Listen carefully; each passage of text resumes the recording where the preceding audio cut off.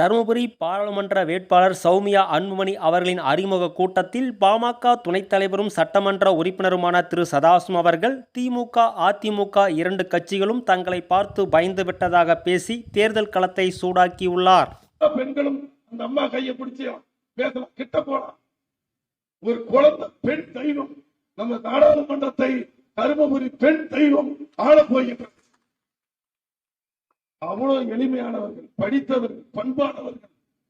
39 பாராளுமன்ற வேட்பாளர்கள் முதல் வேட்பாளர் நம்மளுடைய பாராளுமன்ற தருமபுரி வேட்பாளர். 2 வேட்பாளர் பயந்துக்கிட்டாங்க. திமுக வேட்பாளர், அண்ணா திமுக வேட்பாளர் கையில் இருந்து ஜெபம் பண்ணக்கூடாது, நம்ம ஜெயிக்க போறது இல்லை, அவங்க தான் ஜெயிக்க போறாங்கன்னு இன்னைக்கு முடிவு பண்ணிட்டாங்க. மாவட்டம் வளர போகிறது. தனியார் தொழிற்சாலை வரப்போகுது. பெங்களூர்ல இடம் இல்ல, 1 ஏக்கர் 10 கோடிக்கு போயிருச்சு. ஏற்கனவே வேலை வாய்ப்பு முகாமை நம்மளுடைய அன்புமணி அவர்கள் தருமபுரி நடத்தினாங்க. இப்போ தருமபுரிக்கு வரப்போகுது தனியார் வேலை வாய்ப்பு திட்டம். இதெல்லாம் சொல்ல போறாங்க. 2 வேட்பாளர் பயந்துக்கிட்டாங்க. அப்ப 3 எம்எல்ஏ இருக்கிறோம். மாவட்ட ஊராட்சி குழு சேர்மன் நம்ம இருக்கிறோம். 2 சேர்மன் இருக்கிறாங்க.